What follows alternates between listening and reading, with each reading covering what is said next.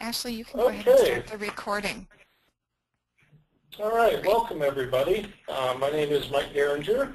I'm in Education Northwest. Welcome to this month's webinar in the Collaborative Mentoring Webinar Series. Today's topic is mentoring disconnected youth and how mentors and mentoring programs can help reconnect youth to school and work. As I mentioned, I'm Mike Geringer. I'm at the National Mentoring Center at Education Northwest. I'm joined today by April Reardon at the Mentoring Partnership of Minnesota, and also Megan Ferns at Oregon Mentors.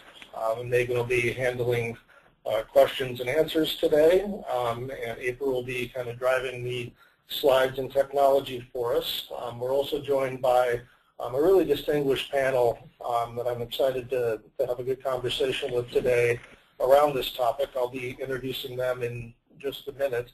For those of you that are new to this webinar series, this is something that a number of state partnerships and other kind of regional and national mentoring providers have been offering throughout this year. And these webinars, we tried to do something a little bit different with them. If you've been on previous ones, you'll notice that they're a little bit more conversational and not really a canned presentation. We decided that some of the best conversations we all have about mentoring are the conversations you have in the hallway at a conference or when you're out just kind of chatting with other colleagues. And so we tried to make these webinars be very conversational and very open and kind of free-flowing, and I think today's will be no exception to that. Most of the topics we've covered this year to this point have been very specific to youth mentoring and running a program and best practices and research. Today I think we're going to be branching out a little bit and kind of talking about some of the larger perspective that youth mentoring takes place in, and specifically really looking at this population of disconnected or what is sometimes called opportunity youth, and really exploring the relationship of kind of mentoring programs and other service providers and talking about how we can all work together to serve this population.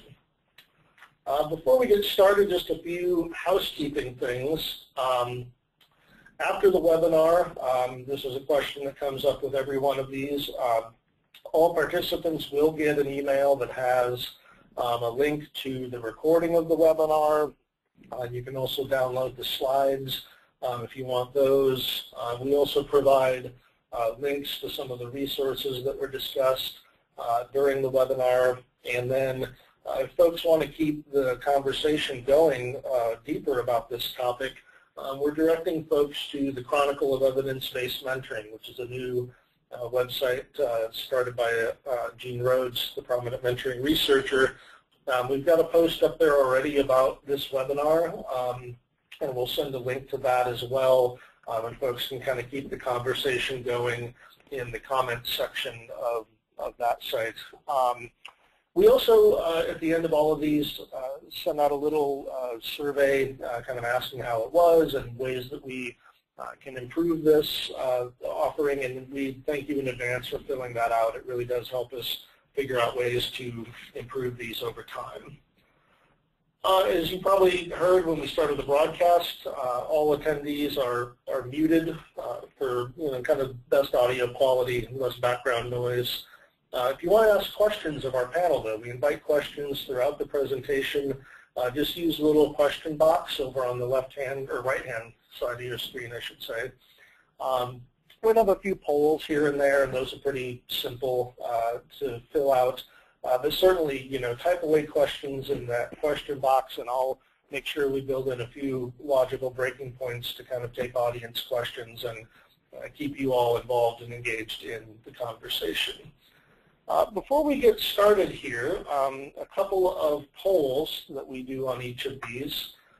The first one is, what is your experience in the mentoring field? We always like to know kind of how seasoned of an audience we have joining us each week or each month. So take a second to go ahead and fill this out.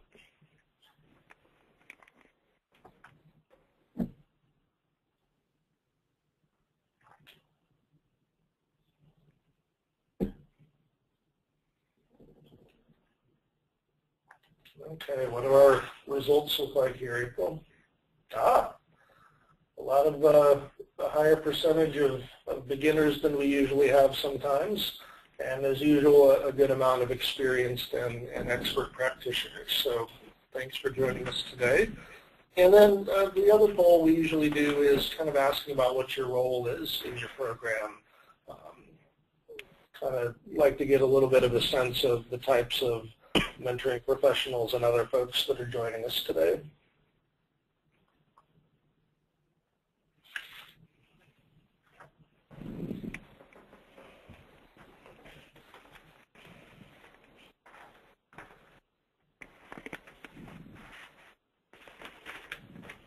Okay, so a lot of mentoring program staff, a couple of researchers, and a couple of TA providers and some others. I'm guessing the others are probably folks that work in other youth-serving organizations. So regardless of your role, welcome everybody, and we hope this is a good conversation. Before we get started with our panel, I just want to kind of cover what we're going to be talking about today. I think there's been a lot of conversation around this population of young people over the last couple of years, and I think today we're going to take some time to kind of define who this population is, who really fits into this category of disconnected or opportunity youth. We're going to be looking at what's already being done to reconnect these students to school and work, and then obviously, given our audience here, we're going to talk a little bit about what mentoring programs and even your mentors specifically can do to improve outcomes for them. And so I think this is going to be, as I said earlier, a really good way of kind of tying your work as mentoring programs to this larger and somewhat troubling national trend. So at this point, I'd like to introduce our panel. We've got a really great group of folks to talk about this issue. The first person I want to introduce is Jim Scheibel. And Jim is currently the executive in residence at Hamline University School of Business. But he has spent his career working in all types of capacities to serve youth and create economic opportunity for all. He's the former mayor of St. Paul, Minnesota. And during the Clinton administration, he also directed VISTA and Senior Corps at the Corporation for National and Community Service. Welcome, Jim. Thanks a lot. Great to be on. Next up, we have Abrigal Forrester. And Abrigal is the Associate Director for Advocacy and Public Policy at Youth Build USA, an organization I'm really familiar with, who does great work with this population. Abrigal is also the manager, or is managing the National Council of Young Leaders, which is a really great group comprised of 16 young leaders nominated from 7 nationally recognized youth-serving organizations. And that group creates policy recommendations for the White House and Congress on issues impacting the population we'll be talking about today. Welcome, Abrigal. Thank you for having me, Michael. And lastly, we have Annie Blackledge. And Annie is the Casey Family Programs Fellow at the U.S. Department of Education in their Office of Vocational and Adult Education. And Annie has done a lot of work around dropout prevention before going to the Department of Ed.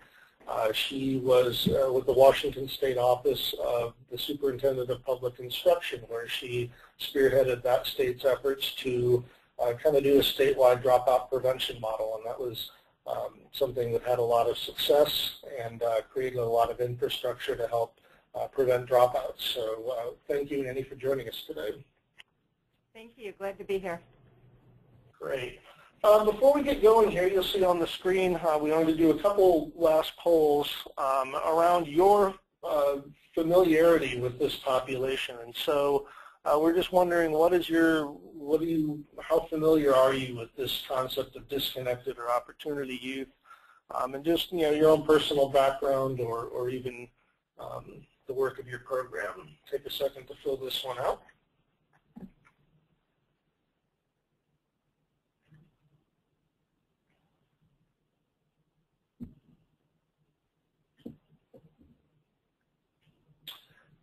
Okay, so we have some really experienced folks, and most of you seem to be falling kind of in the middle of I know a little bit, I've heard of it, and just a few folks that this is kind of a brand new topic for.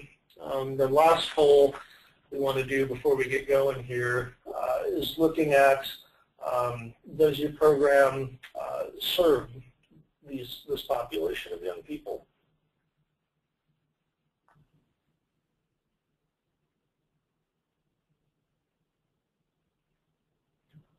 So I'm guessing some of your programs serve this population. Some of you may exclusively serve this population. So just kind of curious, getting a read on your level of experience. And the slide wasn't up there very long, but disconnected youth, so defined as young people 14 to 24 who are homeless in foster care, involved in the juvenile justice system, or who are not employed or enrolled in an education institution. Thanks, April. Yeah, the definition would be helpful.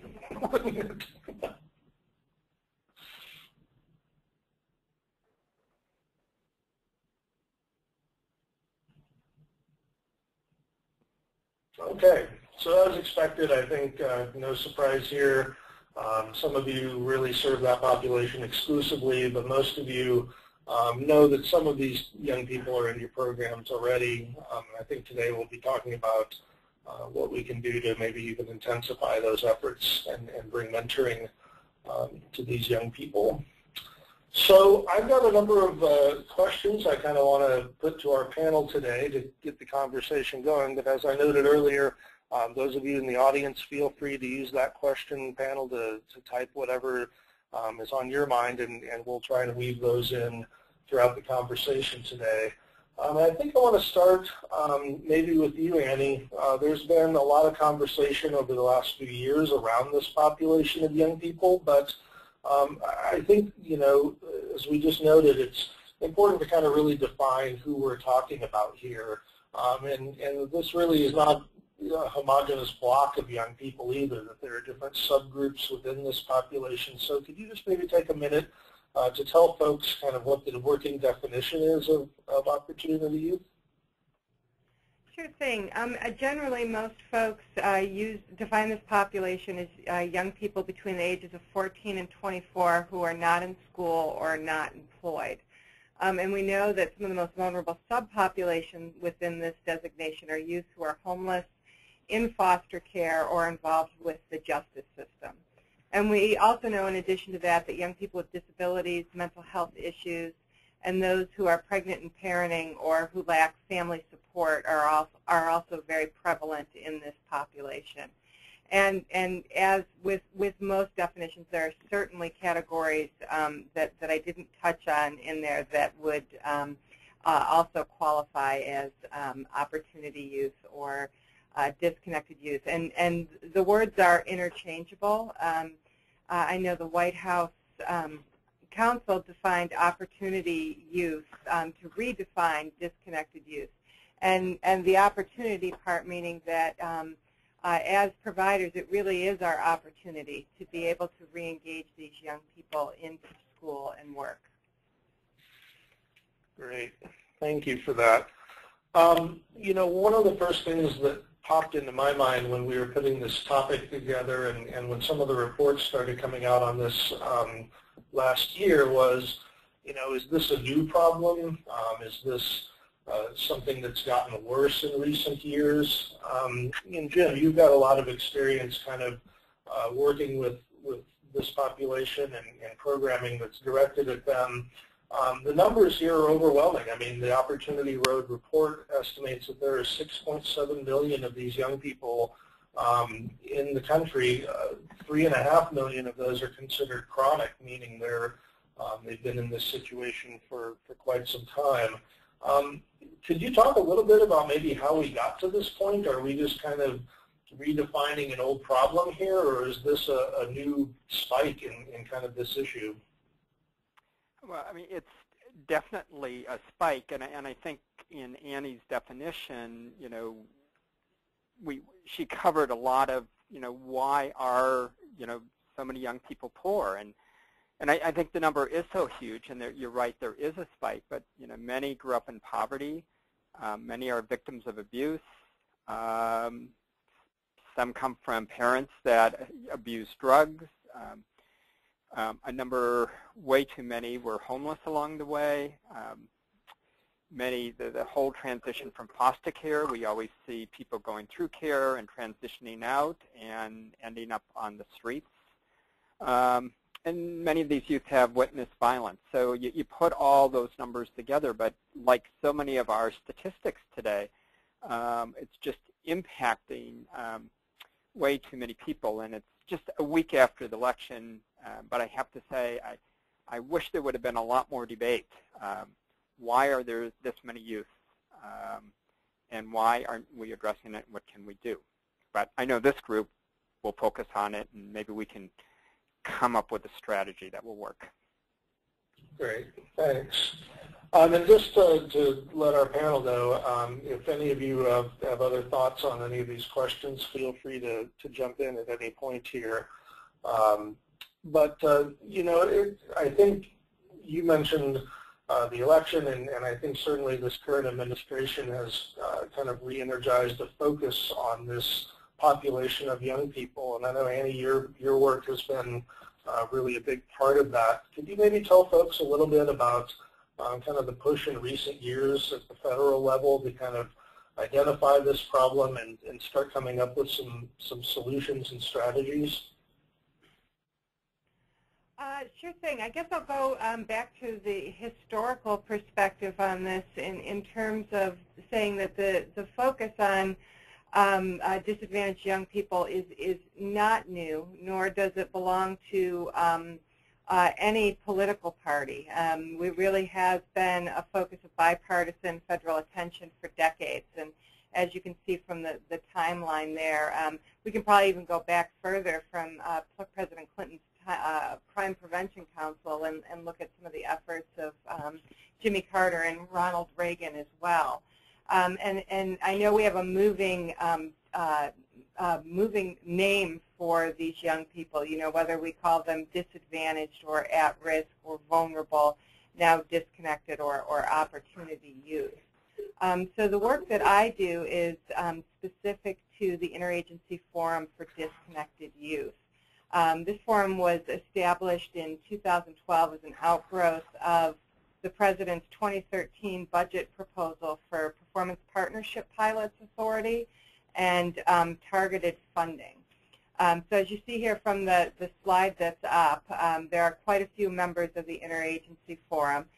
We're led by the Office of Management and Budget, the Department of Education, where I'm from, Health and Human Services, Department of Labor, Department of Justice, and Housing and Urban Development, along with the White House Domestic Policy Council and other federal partners, have come together around this issue and to move some of the work of the White House Council and their report on opportunity youth forward and operationalize it. We see several challenges and opportunities around the issue of disconnected youth, and we're really working hard to convene agencies, our multiple federal agencies with programs serving disconnected youth, and establishing an interagency commitment to address the problems these young people face. One of the biggest things we've done to date is this summer we put out a request for information, looking out to the field to cover quite a few areas, but the one that I'll focus on right now is really working to identify barriers and alignment issues to providing services to these young people on the ground.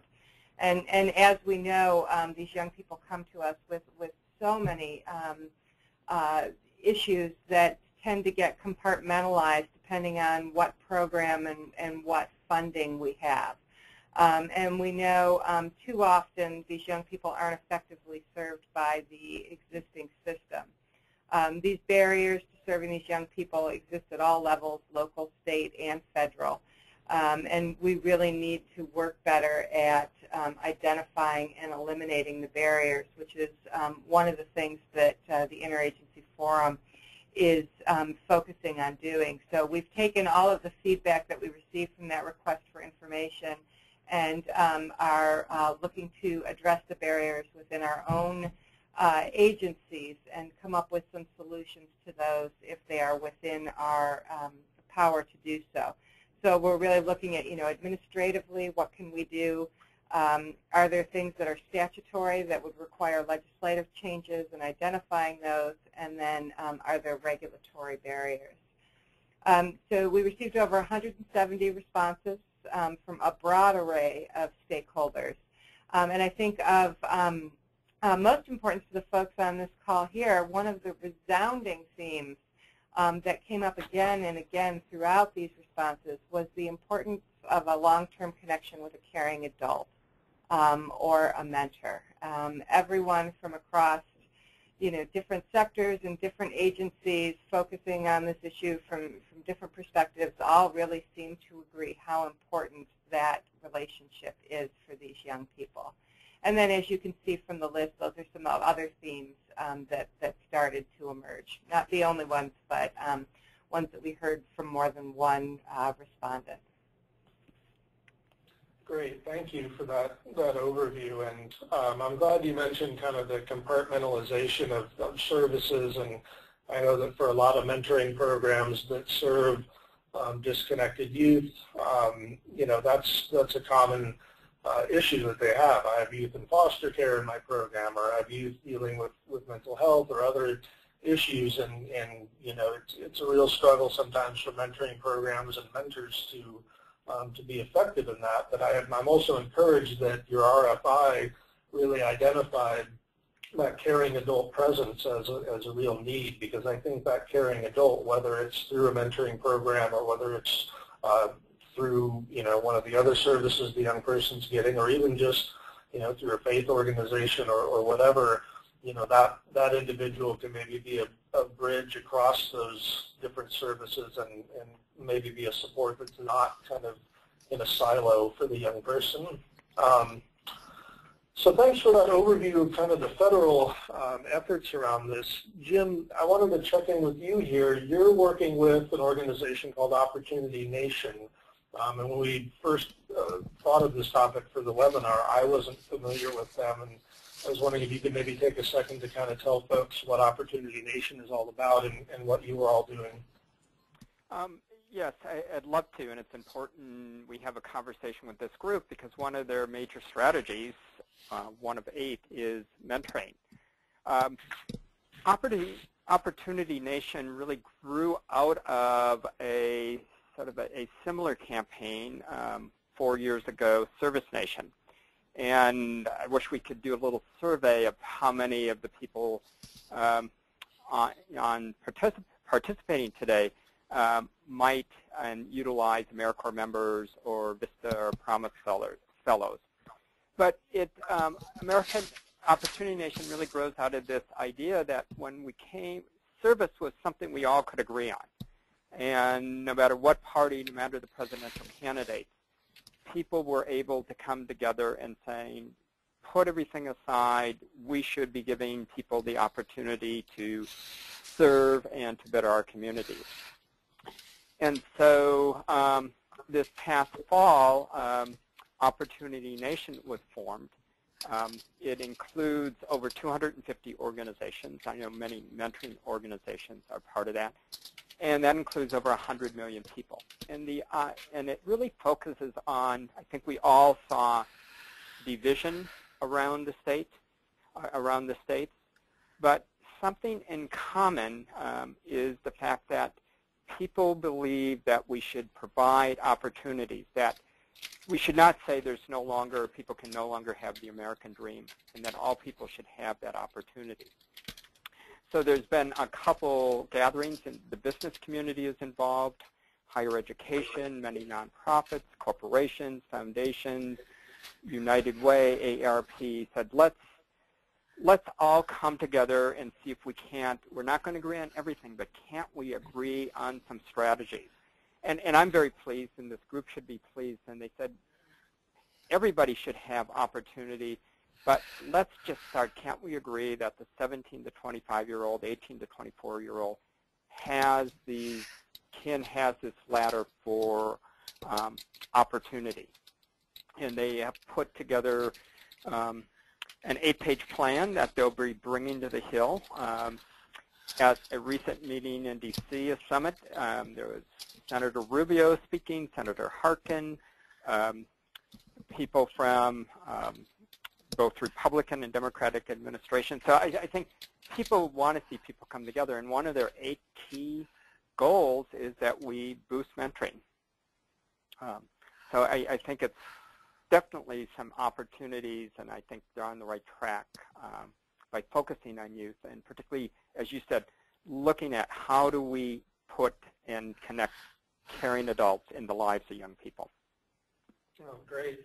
That sounds like you've put together a very strong kind of coalition of stakeholders there. Just a quick question: if a local mentoring program or a regional kind of mentoring provider wants to get involved, are there ways they can do that on your website? Can they sign up to be involved? What are the steps with that? Yes, and there's, for example, I'm in St. Paul, Minnesota, and last April we launched Opportunity St. Paul. And we will be announcing sort of our local plan on December 15th. So there are some state and local activities, but the website is opportunitynation.org. And there's also, they created an index to look how are we doing on a number, so it's a very, I have found it's a very useful tool for gathering people together. And in Minnesota, we don't look so bad, our grade, but there's just way too many youth.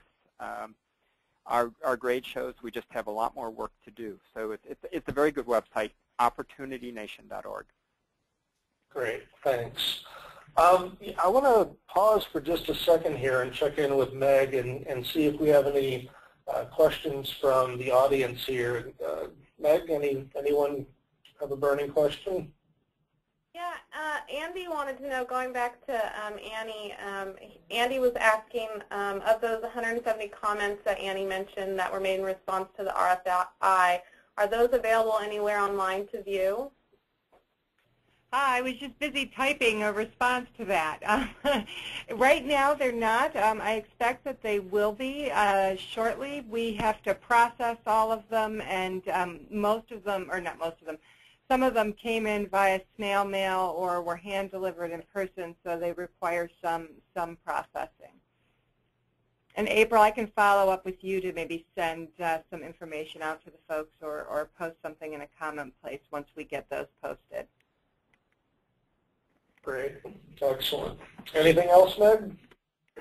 Oh, that's about it right now. Keep them coming, though. Okay, great.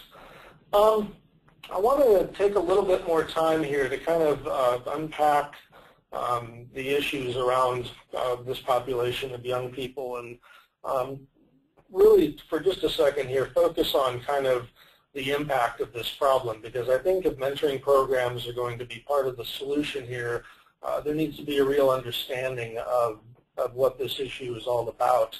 And I think, if I'm a mentoring program that wants to maybe boost my efforts in this arena, I've got a pretty compelling case to make to a funder or a potential partner as to why this is important, and specifically around the economic impact of having this many disconnected young people in our society. There was an excellent White House report on this topic called The Economic Value of Opportunity. And we'll send out a link to that report when we're done here. But, in looking through it, I was absolutely stunned at some of the numbers in there around the economic impact of this issue. Not only in terms of, for the young people themselves, in terms of lost wages and earning potential over their lifetime, but also the social burden of, dealing with the crime and delinquency and drug use and health and unpaid taxes and everything that kind of goes into this. And this economic report, estimated that the full lifetime burden of this population of young people adds up to $4.7 trillion, which is a number that just blew my mind. So I was wondering if maybe Jim or Annie could kind of talk a little bit more about, what is the economic impact, and how important is it for our country to kind of get this under control? Well, I mean, I just know, again, through some of the work of Opportunity Nation, by not investing in young people, there is a steep financial cost, some $93 billion annually, and $1.5 trillion over the lifetime. So, I mean, a lot of this, I think we know that if we can keep students in school, if people get their education, and there's also the cost. Today we all hear about the skill gap, and we know that 63% of the jobs in the future are going to take at least an associate's degree. And if we don't fill those jobs, it takes away from the American engine. So if we want to just look at numbers, it's real clear it makes a difference. Plus, if people are working, it boosts our economy and they're paying. And needless to say, that the highest, the group most unemployed with the highest percentage not working is this group of 17 to 24-year-olds. So we've got to work, and I mean we, young people, organizations, business, universities, everyone has to, the government, and it's been good to have Annie, that it's going to take all of us to address this issue and not let this loss continue. Yeah. Great. I think the other thing that I think is important for mentoring programs to know is to really understand kind of where these young people are at in terms of their attitudes about this. I mean, I could see some people thinking, well, a lot of these young people have made bad choices, or they've kind of thrown away the opportunities that they have been given. But that Opportunity Road report really paints quite a different picture. And I want to bring in Abrigal here to talk a little bit about that report and specifically around Youth Build's involvement with it. I know that Youth Build was involved in that. Abrigal, could you talk just a little bit about how Youth Build got involved with that report and kind of some of the findings that came out of that report? So we've been playing, somewhat of a key role in supporting the movement with Opportunity Nation and looking at Opportunity Youth. One of the key ways has been our CEO and founder, Dorothy Stolman, actually participated in actually some of the survey and the work that was done behind the scenes with some of our students in supporting Opportunity Road and also the Bridge to Reconnection. And so we played a role in that way of looking at the recommendations that were being made, and also some of the information that was being received in surveying some of the young folks about some of the issues and barriers that they have been facing. The other way is that, just trying to really get a scope and understanding some of the characteristics of Opportunity Youth, right? I mean, I think one of the things that we sometimes take for granted is that they do want academic and employment success, but they have some basic needs, that are not being met. And so, what they're really asking for us is really how can we provide a holistic approach to helping them commit to education or commit to employment opportunities, but also providing some sort of holistic process to support their basic needs while they're actually engaging these activities. And so what we have done, and we've been doing this for quite a long time, is basically providing what we consider to be a comprehensive programming through the Youth Build model, and actually mentoring has been a big part of facilitating that process to give the young folks or Opportunity Youth the support that they need to be committed to the activities. Great. Yeah, in Youth Build, I've been working with them for the last few years around helping weave that mentoring into what Youth Build provides. Because you all provide, job training and educational services and leadership development and kind of this whole suite of services. But the mentoring is a critical piece of that, and not just a formal one-on-one mentor that kind of works with the student as they go through Youth Build, but you have all made a conscious effort to weave mentoring into everything that the sites do. So the staff members take on mentoring roles and things of that nature. Yeah.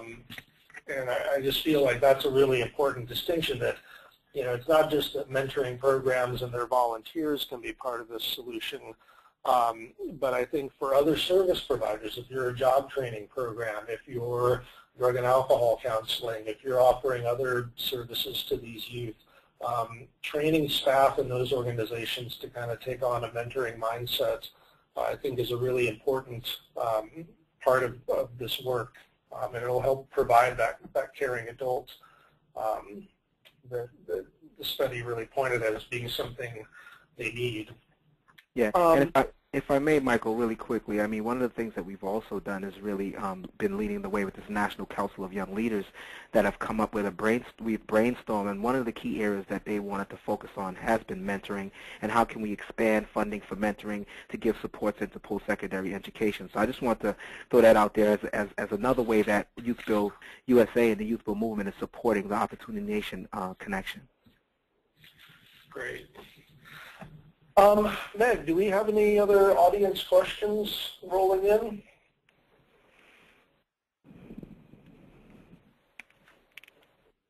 Not that I can see right now. Okay. I'll go ahead and interject if I find something that comes up in a few minutes. Okay, great. I'm just sitting here looking at some of the findings of the Opportunity Road report, and it's interesting to see the types of things that are the challenges, and I think this speaks to maybe what mentors can provide. More than half of them say they're looking for full-time work. A lot of them say they don't have enough education to get their ideal job, and they also have a lot of barriers kind of keeping them from going back to school, needing to take care of families, that kind of balance between school and work life. But one of the interesting things about this, I mean, it seems like, this population is in dire straits, but the finding that really struck me in here was just how optimistic these young people were about their future. And Abrigal, you work with these young people all the time. Could you talk a little bit about that sense of optimism? Because I kind of feel like part of the solution to fixing this is in that enthusiasm and optimism of the young people themselves. Yeah, I mean, I think sometimes what we take for granted because we have goals for young people that we engage, we take for granted that they are motivated and they do want things out of life. I mean, this is why they're taking some of the alternative approaches that they're taking in order to improve their conditions, right? So, I mean, I think what we hear is the fact that, they have these aspirations, even though they may be disengaged or disconnected from services or from academia. Some of it is because of the way the systems are set up themselves. And a prime example is, you think about some of the disciplinary approaches that that some of the public schools take towards, some behavioral issues that young folks may have that are not being addressed, right? And so this is how, when we look at alternative programming and alternative models, you find that these same young folks that were, disconnected from academia or mainstream academia, they become successful because they really, need the holistic support in order to advance. And so they really want to improve their conditions. They see opportunity all around them. A lot of times, and this is where mentoring comes into play, they don't know how to navigate or engage those opportunities. Yeah, it can be. Oh, go ahead, Amy.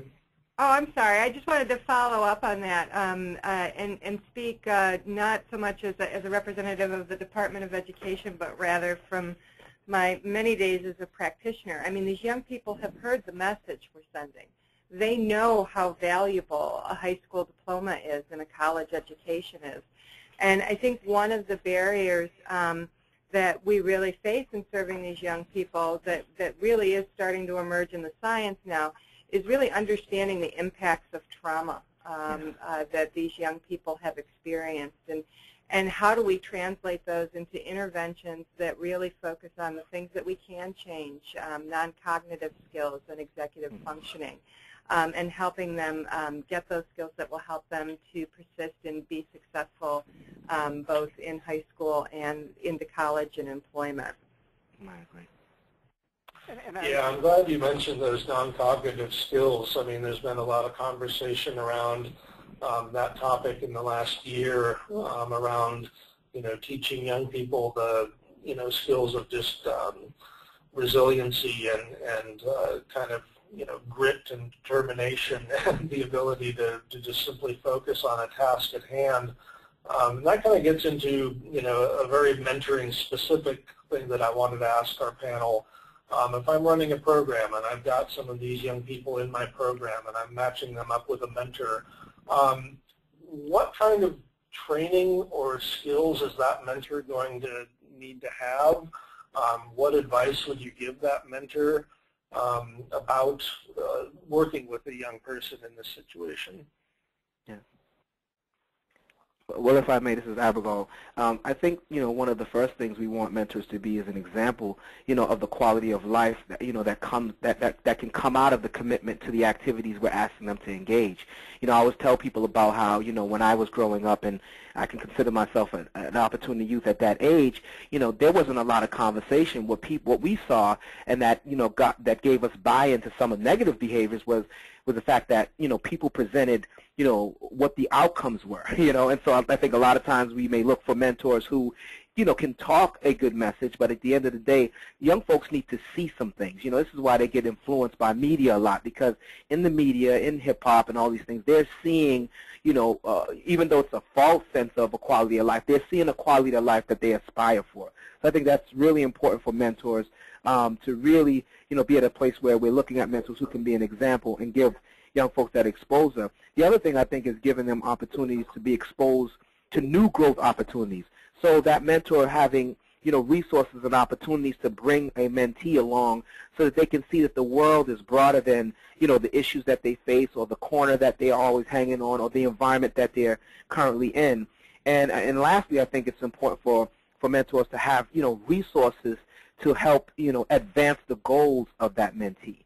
And so, just if that mentee is looking for a job, can that mentor, does that mentor have connections where that mentee can feel like he's empowering him or her in the process of trying to achieve a goal, whether it's academic, work, or even personally?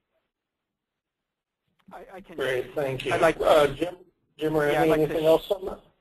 I'd like to share a personal experience. I want to say, I think webinars like this is a great vehicle to provide information, to share information, and for people to, begin to discuss disconnected youth. But when I went to D.C. to become director of Vista in the Senior Corps, I said, I've got to be an example myself. I have to volunteer. And I mentored then a young 13-year-old, Antonio. And it wasn't even through the first hour I realized that Antonio was special education. He told me that he had been in the Olympics, and I thought, oh, he has a great imagination. The fact is he was in the International Olympics. It was the Special Olympics.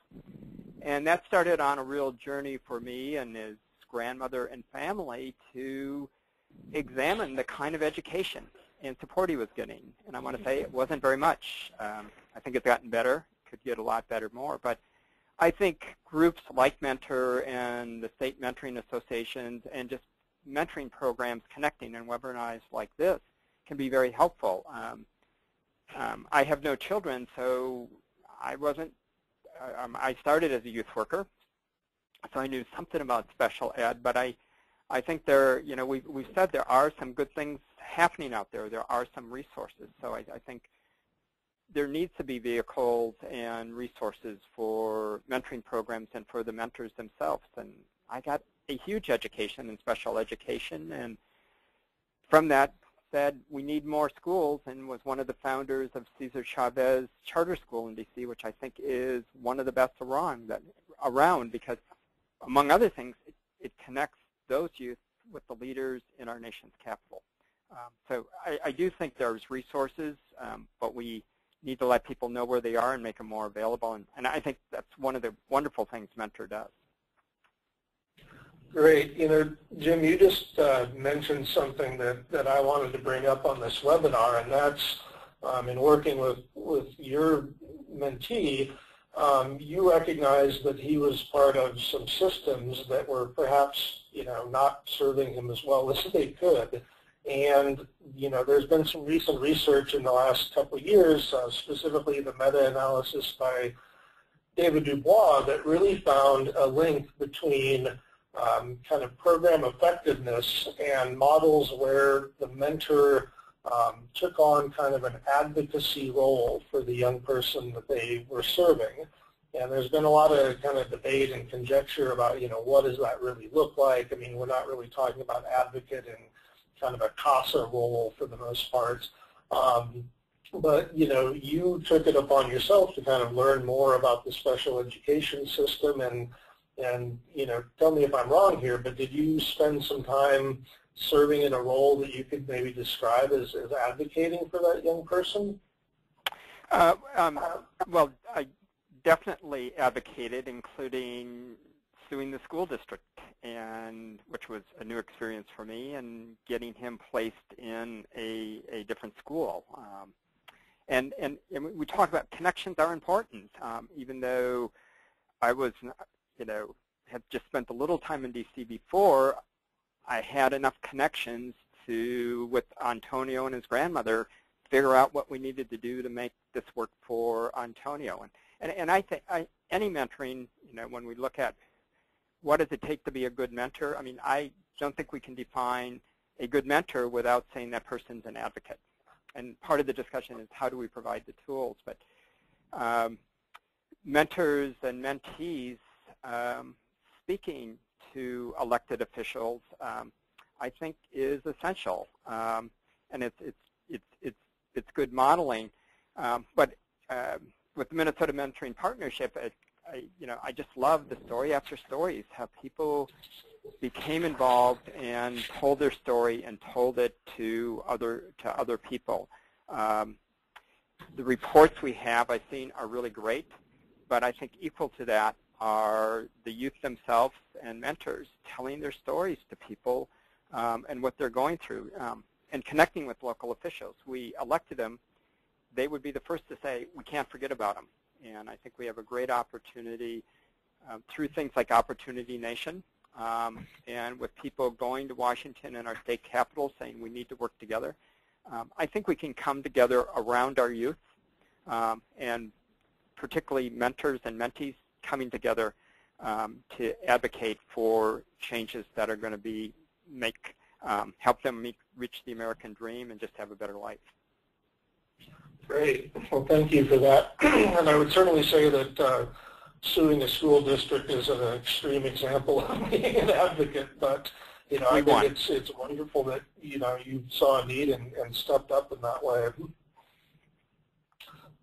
You also mentioned, Jim, the need to kind of get young people involved in kind of speaking to elected officials and helping shape policy. And Abrigal, you've already touched on this a little bit with your work with the National Council of Young Leaders, but if I'm a mentoring program or a youth-serving organization, what can I do to kind of maybe organize my young people, my mentors, to kind of help tell those stories? Is there something about the model you implement at the national level that can be duplicated at a state or city level? Well, at Youth-Build USA, our mentoring model is really finding creative ways to introduce mentors to mentees, and usually that's in a way where we have like a group session. So the potential mentors and mentees basically get an opportunity to meet one another. Mentees get a chance, or young folks looking for mentors get a chance to be exposed to caring adults.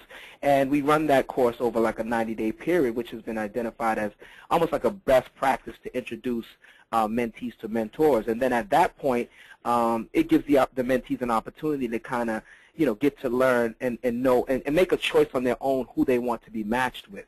And so that, and then transition into a one-on-one relationship. So that's kind of our approach on a national level with Youth-Build, and the Youth-Build approach to having mentees and mentors kind of get in the same room, and then how you shape up that discussion or that agenda around challenges, barriers, and issues that the mentees or opportunity youth are facing. You kind of like infuse that into your agenda, and then you'll see that certain things come out in conversation around what their needs are, even what they feel the solutions can be, and then mentors can kind of look at what their expertise are and then how they can make a match in supporting the group or supporting individual students or opportunity youth in advancing their goals. Great. And one of my favorite parts about Youth Build is the deliberate efforts that most of your local sites make to then do something with all of those ideas and all of those thoughts that young people have about how to better their community, about how to address this issue. And most of the sites that I've worked with are very active around engaging local officials and testifying at meetings where they can testify and really kind of saying, hey, we are here. You need to be working to kind of help us, and I think that kind of civic engagement is a huge piece of helping solve this problem. I think giving voice to this population is a huge part of getting a solution. I want to talk a little bit about collaboration again. I know that earlier Annie mentioned that sometimes services there are different barriers to other services kind of working more in conjunction with each other, and I'm happy to hear that the federal government is looking at ways that they can kind of reduce those. But taking it more down to a local level, if I'm a local mentoring program and whether I'm a community-based or school-based or whatever, how can I get more involved with this in terms of partnering with people in my community? If I'm a typical community-based mentoring program and I want to work with others in my community who are serving these young people, who are the natural other types of programs or services that I would look to partner with?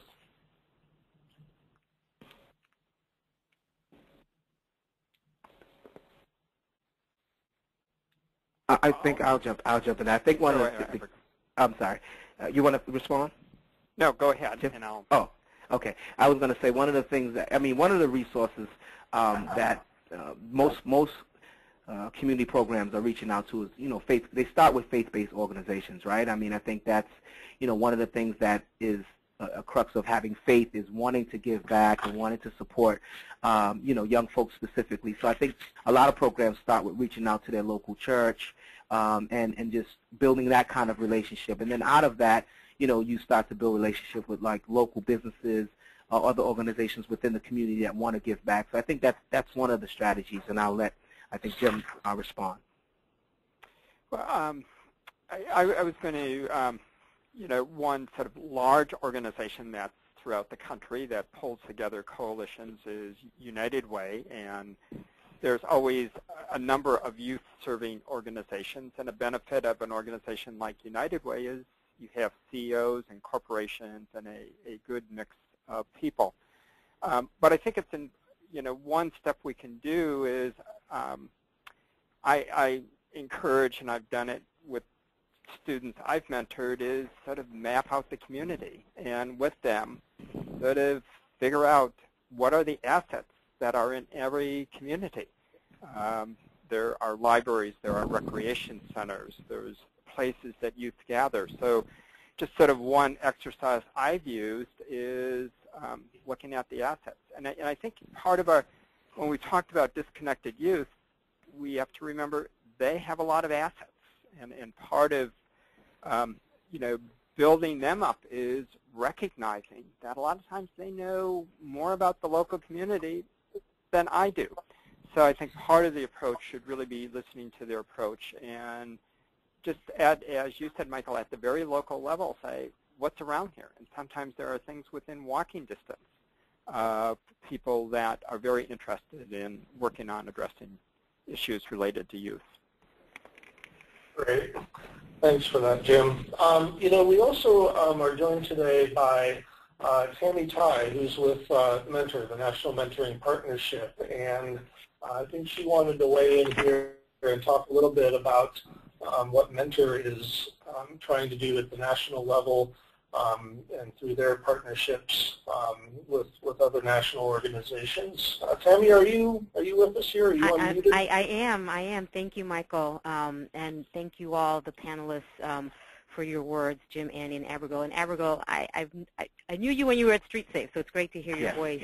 Thank you. And it's wonderful. I'm sitting here with that the report that the National Council of Young Leaders produced, and Dorothy Stoneman shoved it in my arms at a meeting, and she said, we have to talk, because they identified mentoring. And what I found so encouraging here is often this is a population that, folks who are supporting mentoring, funders will say, that's not the population that's going to respond to mentoring. And what's encouraging is to hear that these young people are calling for this. So that's pretty exciting for those of us and, folks on the phone who are in the field really trying to think about how best to reach this population of young people. You should be encouraged to hear that they want to be outreach to and that they want mentors.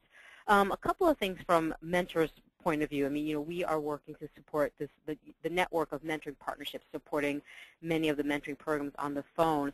But I did want to let folks know we are connected to the Opportunity Nation work that Jim referenced at the beginning of this call, and are working actually closely with them around their home platform around mentoring. And so more to come on that, but that is something that we're actively engaged in with them. And the other thing that we are working on, I think this is something the whole field needs to work on, is how do we take the conversations around mentoring and bring them into all these different spaces. So we think about, the information that Annie shared earlier. How do we bring mentoring to the table to talk about juvenile justice reform, workforce development, all these places where this population of older youth are found, where mentoring hasn't traditionally been the table. So we're working hard to just create the ties between the different spaces to show that mentoring is not just something that's nice, that might be helpful to these young people, but it's really critical and crucial, and that it needs to be a part of sort of whatever program gets built around them or built with them. And then just another piece, and this is more speaking from my own personal work within Disconnected Youth. Prior to Mentor, I was a funder funding this work in the Boston area locally. And it goes to a point that was brought up here about Disconnected Youth as, they bring extreme assets. I mean, I think one of the greatest things, and the Youth Build model actually does this, is having young people look at who are the people in their own lives who could be their mentors, and bringing those folks to the programs, and that programs be open to supporting and training the natural mentors that young people might be bringing in and helping them to develop those skills in the networks around them. So yes, I mean, that's all I wanted to share, and just let folks know that Mentor, is happy to be a part of these webinar series. We're going to be helping to support them moving into the future as well, and I'm so glad that this is a topic that was brought in here, because it's one that, I think often we shy away from, because the conversation around kind of older youth is more difficult to have. Definitely. Thank you for chiming in, Tammy. That was very, very helpful, and I'm glad that Mentor is really spearheading a lot of this effort at the national level. I just want to check in with Meg one last time. Do we have any audience comments or questions, Meg? We have lots of audience questions and comments coming in. Specifically, we're getting quite a few for Abrigal. A few around training. Some folks, let's see. Danielle wants to know, how can we train our mentors to help youth develop these non-cognitive skills? And we had another one around training. How do we help train our mentors to work really effectively with opportunity youth? I think one of the main things is that as you begin to design your trainings for mentors, and you identify a need of the mentees or the students that you're facilitating, the key is to bring in someone with that expertise to kind of give the mentors some training around how to identify and support the challenges or barriers that you're seeing. So that's really important, right? It's really important to, because we talk about trauma, we talk about, mental health issues, and I think there's some baseline information or understanding that anyone who is going to mentor, especially alternative populations, they need to be able to identify different cues and different ways that these young folks project themselves, so that they can understand some of the dynamics that they're walking into, but also realize as a mentor that there are resources available, as Jim said, that you can reach out to if you don't understand the issue clearly, that you can tap into to support you around still supporting this young person in moving along. So that's one of the key ways when I think about mentoring and mentor training. That mentor training should be designed around the needs of those mentees, and this is why it's important when we talk about this group model of really getting the young folks that you're trying to work with to inform you. And this is what we do at Youth-2012 USA when we have policy councils, etc. We use the population of young folks to say, what are your needs? What do you think the challenges are? Listen to that youth voice and then develop programming and services around that voice. Great. Great. We also had, Brett wanted to know if you could speak a little bit more about the structure of the group sessions, which you were talking about take place over a 90-day period. Yes, so it's the same thing. I mean, there are best practices that say that what we found over a number of years running mentoring programs, you know, initially what we were doing was a one-on-one match and trying to develop trained mentors and then try to make the one-on-one match. But what we found was that those co-matches at times weren't working out. And then there were also material that was coming out about best practices around mentoring models. And one of the key areas that was recommended was this piece on, you know, starting out with like a period in which you do group mentoring. So you get young folks and mentors in the room. You create somewhat of a mingling session. You have a topic that you want to kind of like talk about. For instance, in this season right now, we know one of the big things is this presidential election and having Obama and his cabinet back in office for the next 4 years. So you may do something around, you know, just having a discussion about what's important, what's the significance of this election, what's the significance of Obama being back in office, and what's the relative connection between Opportunity Youth, the work that's being done, and the work that the young folks need to do to meet that so that they can take advantage of the next 4 years. In that discussion and in that process, it may seem like there's training and there's interaction, but there's also a connection between caring adults and mentees or students taking place, and naturally you'll see that in this connection as a mentor coordinator, you'd want to be looking at this and saying, these two look like they've been having a good relationship. Well, how about we recommend that they become mentor partners? Michael, I have a question. It would be okay. Sure. You know, this discussion today has really made me think. I mean, I think probably everybody on the line agrees there's power in mentoring. And today's focus was the 17 to 24-year-old. So if we could, it would have been interesting to have a question, how many of the mentoring programs people on have mentoring programs for that 17 to 24-year-old, or even break it down, how many have mentors for 21 to 24?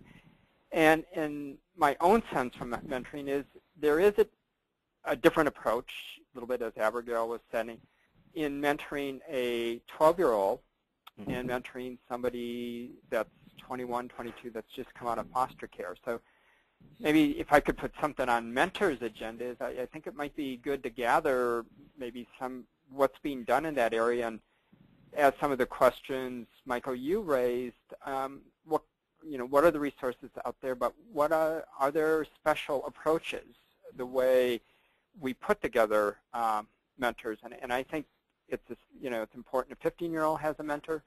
I don't think we ever outgrow the need, or at least it becomes a real plus when we have mentors. So maybe, as we look at these reports, we should look at what's being practiced out there, and is there anything special about addressing the 17 to 24-year-old group?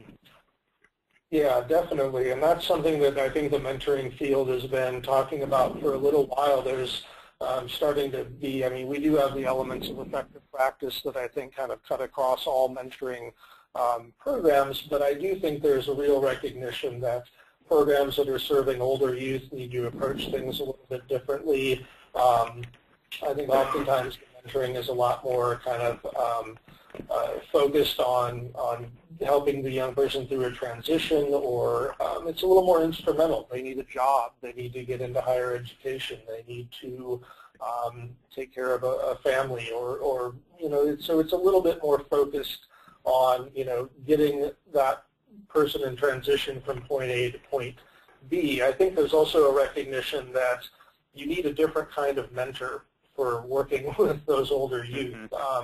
I know we spend a lot of time working with Youth-2012 USA around, what are the characteristics we're going to ask for and look for in our mentors. It's not, the characteristics you need to work with a 17, 18, 20-year-old who's been through a lot in life and is in a certain situation. You need different skills to do that than you do to be a lunch buddy at an elementary school once a week. And so I think programs serving these youth need to really think carefully. I mean, I'm glad someone mentioned training earlier, but I think it even goes back to who are you recruiting to kind of serve in that role. The other thought that I had around age, Jim, was that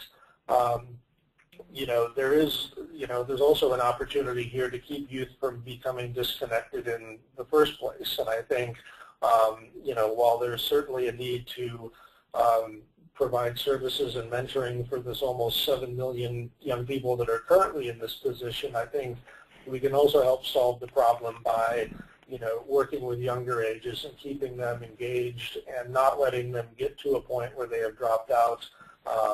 But there's got to be a job waiting for them at the end of the rainbow. There has to be easy access to college if that's the direction they want to go.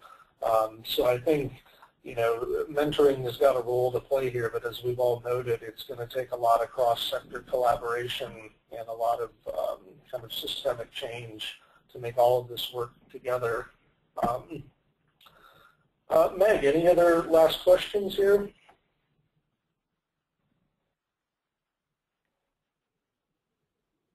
We're getting lots of questions and comments still coming in.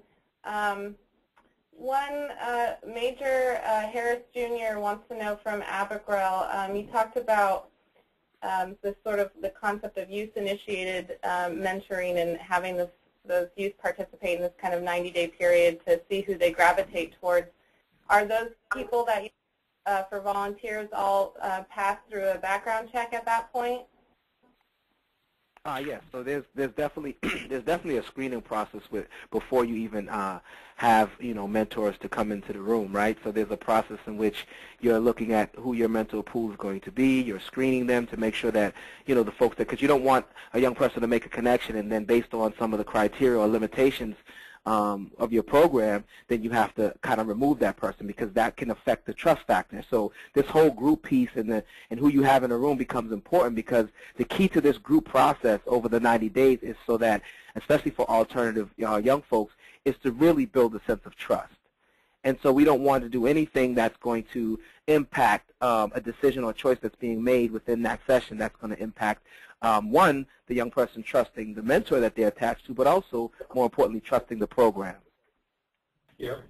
Yeah, and I think, it's important to remember, for disconnected youth, I mean, they're disconnected. It takes a while for them to rebuild those connections with people, with institutions, with programs. I go back to the mentoring researcher Michael Karcher. He's got a tool called the Hemingway Scale of Adolescent Connectedness, and it measures connectedness across different domains. And but what's interesting about his research is that he defines connectedness not as I feel connected. Anyone can kind of say I feel connected, but he defines connectedness as the active seeking of support from people and institutions and the environment around the young person. And so I think part of the role of that group mentoring period at the beginning is to get the young people comfortable seeking that kind of support. And the goal of that is that by the end of those 3 months of group mentoring, that those young people have identified somebody in that group that they want to ask for that support. And, yeah, you get into situations where multiple kids want the same mentor and whatnot, but I think in the experience to this point, it's worked out pretty well in that it creates an environment where the young people can start to feel comfortable asking for help. And as Abrigal noted, there's a real trust element to that. They need a reason to kind of feel like it's okay to ask for that help. So, Meg, we got time for one more question. Is there anything burning out there? We've got one from Ivy for Tammy, actually. Is Tammy still on the line? Yeah, I'm still here. Great. So Ivy wants to know if you could speak to what funders are looking for when from programs serving opportunity youth, especially regarding the scale or number of youth being served by programs. That's an excellent question, and I will put my funder hat back on. I mean, I think funders are looking for And this is a dance because, unfortunately, I think funders are always looking for outcomes. And the thing to recognize, and this is where the field can really help educate the funding community, is that outcomes for this particular population of young people don't happen in 6, 12, 18-month increments. And being able to show that, and also being able to make the case that you're going to need to work in small numbers of young people in order to actually have the impact. And so, I mean, this is probably not the good news that I'm saying, because I'm saying here you've got to do a lot to educate funders, especially those who are not currently funding work to support opportunity youth, disconnected youth, because sort of the mind frame of funders is coming from what's the impact and how quickly can you have it. And so I think you don't want to say, yeah, I'm going to work with 50 unemployed, out-of-school young people, and I'm going to get them back into school, or we're going to get them their GED within 6 months. That's not realistic. And so I think being very honest and realistic about the outcomes and working to educate your funding community. I mean, I think you would want to begin with funders who have already put out there that they want to support this group of young people, and recognize that the path to working with them is not linear, that there's going to be a lots of movement forward and then steps backward, and that's all natural, and that's a part of the cycle. And so anyway, so I think it's a lot about educating funders about this versus trying to speak to what funders are naturally always looking for, is what is the impact, and then being able to show how are you going to deliver on the work that you're putting out there, if it's going to be with a small number of young people and very focused programming. Great. Thank you, Tammy. And I'm glad you mentioned the fact that turning this around, even for an individual young person, is not a quick and easy solution, and that funders need to be perhaps a little bit more patient than they sometimes are around this. I know we've got other questions hanging out there. We're going to kind of gather those up, and if possible, we'll maybe put some of them in front of our panelists and see if maybe they can answer them offline. As I noted earlier, if folks want to keep the conversation going over on the Chronicle of Evidence-Based Mentoring website, we'll be sending out a link to that page where folks can kind of keep this discussion going. I want to also just mention the next webinar that we're going to be doing next month. It'll be December 20th, and the topic is going to be social media and kind of tying that in with National Mentoring Month in January. So we'll be talking about ways in which you can use Twitter, Facebook, etc., to kind of help get the word out and really promote your program and promote the good work you're doing around National Mentoring Month. Before we get going, I want to say thank you to our panelists. You guys were great today, and I hope everyone found this to be an informative conversation, and obviously there's a lot of work to do in turning this issue around for our country, but I feel like the mentoring community is right there and ready to step up and work kind of across sectors to make all of this happen. Before we go today, I also want to say that April Reardon, who is our technology whiz today and the driver of this webinar, April is going to be leaving the Mentoring Partnership in Minnesota for another job. She's working now with Habitat for Humanity in Minnesota. And so April will probably not be part of these webinars moving forward, although she'll probably log in and participate when she can. But I just wanted to say thank you to April for everything you've done in helping put these on. This collaborative series was kind of April's idea in the first place, and the leadership and vision she's provided around this has really been instrumental in making it work. And we would not have done 11 of these this year to this point if it wasn't for the hard work of April. So I just wanted to say thank you so much, April, for that, and best of luck with your new position. Everybody take some time. Oh, go ahead. Oh, I was just going to say thank you, and I think the webinar series is probably, I don't know, I'm thinking of the Wizard of Oz and the Over the Rainbow, like kind of, it's my scarecrow. I'll miss it most of all. Thank you. Well, thank you, April. We'll take good care of your baby here. Everyone fill out the little survey that you get at the end of these. It helps us kind of improve these things over time, as I said. Once again, thanks to our panel. Thanks to all of you for listening in today, and we look forward to seeing you in December to talk about social media and National Mentoring Month. Take care, everybody. Thanks. Thank you. Thank you.